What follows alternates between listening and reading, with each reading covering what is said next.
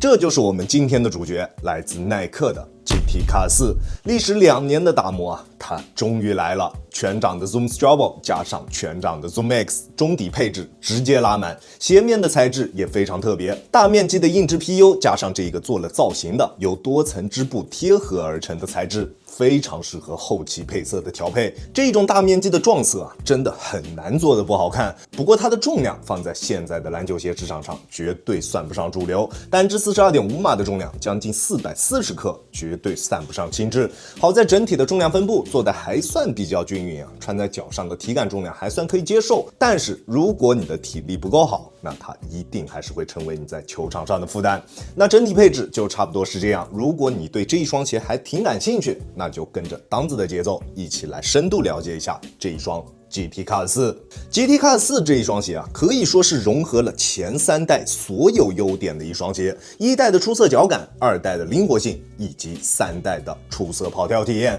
一上腳你就能明顯感覺到來自中底的出色腳感，全掌的 Zoom Strobel 加上全掌的 Zoom X， 腳感絕對是頂級的存在，比 GT Cut 1更軟，但是啊，它的前掌反應性會比 GT Cut 1要出色非常多。它所使用的這個 Zoom X 鞋墊，在我們前掌的發力點位置處做出了明顯的加硬處理，在發力蹬地的時候，前掌的反應非常直接，卸力感並不明顯，也不會有像1代身上那種一腳踩穿的感覺。但是它這樣的設計啊，在上腳初期我們就能感覺到非常明顯的前高後低，確實它能給到我們非常脆爽的前掌反饋，但是後掌緩震材料的行面空間真的非常大，過軟的中底，明顯的前高後低，對於大家的跟腱壓力真的不小。而且因為後跟緩震材料的行面空間會比較大，我們在每一次跑動或者是蓄力起跳的時候，它後跟處的鞋面都會頂在我們的跟腱上。雖然比不上詹姆斯23代來的那麼的難受啊，但是一直頂着也確實不舒服。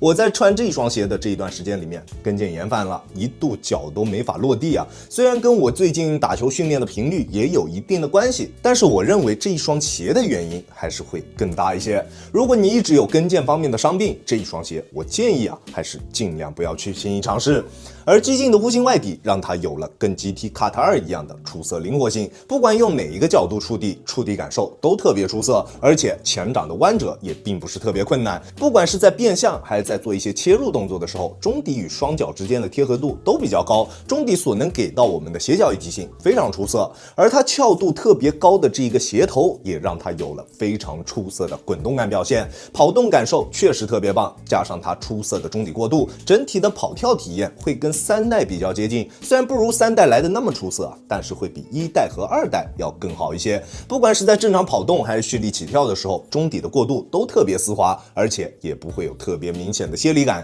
跑跳型的球員一定會喜歡它所帶給我們的這種出色的跑跳體驗。當然，在強度方面，它的表現也同樣非常出色，不管是鞋面強度還是中底剛性都沒有問題。在做變向或者是對抗蹬地動作的時候，它的鞋身姿態能夠保持得非常好，幾乎不會出現什麼明顯的形變，而且不管做什麼動作，它的鞋面也都能很好的兜住我們的雙腳，不管是什麼強度的球局，選擇這一雙鞋絕對都沒有問題。那這樣看下來啊，這一雙鞋好像非常出色，對吧？除了對於大家的跟腱可能會造成比較大的壓力之外，不管是腳感啊、緩震啊、反應性啊、靈活性啊、跑跳體驗還是強度，它的表現都特別好。但是上述所沒有提及的這一些方面啊，它的表現就有些一言難盡了。首先，它的抓地非常不可靠。GT Cut 4身上用的這一款半透明的水晶底啊，對於場地的要求特別高。在乾淨的場地上，它確實能有非常不錯的抓地表現，指哪打哪，不管往哪個方向移動，腳底下都不會有多餘的滑動。但是，一旦到了有灰塵的場地上面，它的止滑效果就會直線下降。而且一般來說啊，一雙怕灰的籃球鞋，在正常情況下，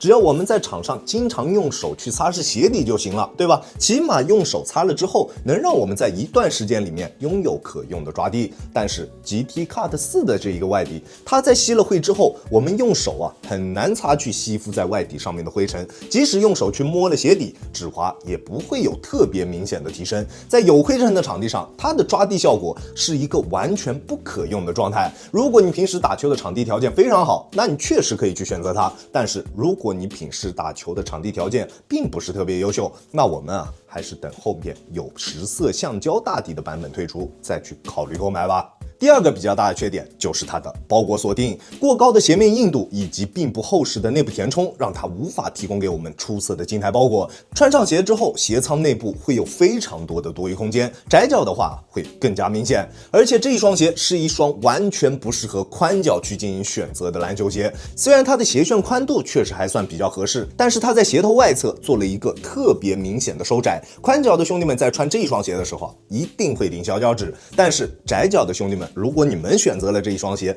即使是去穿一些比較厚的籃球襪，也得不到特別出色的包裹體驗。不過有一說一啊，它的前半部分的動態鎖定確實沒什麼問題，在變向或者是急停的時候，雙腳在鞋內不會出現明顯的位移，也不會有頂腳趾的情況出現。但是後半段的鎖定啊，就明顯差了點意思。它这一個硬挺但填充不足的後跟，在動態情況下完全沒有辦法一直很好的貼合住我們的腳踝，在後跟觸地時，它的後跟就會明顯擴開。在實戰的過程中，總感覺啊，我們的腳踝四周空空的，給不了我們特別踏實、特別安全的那種感覺。鞋面的動態貼合度可以用糟糕來形容，鞋面所能給到我們的這種鞋腳一體性啊，是 GT Cut 這4代當中最差的一代。GT Cut 4亞當球鞋主觀評級 C 級，這雙鞋啊，注定會是一雙評價2極分化特別嚴重的鞋款。喜歡它的人可能會超級喜歡，但是不喜歡的，就像我，以後絕對不會再選它去打球了。當然啊，也絕對不會把它推薦給我身邊的朋友。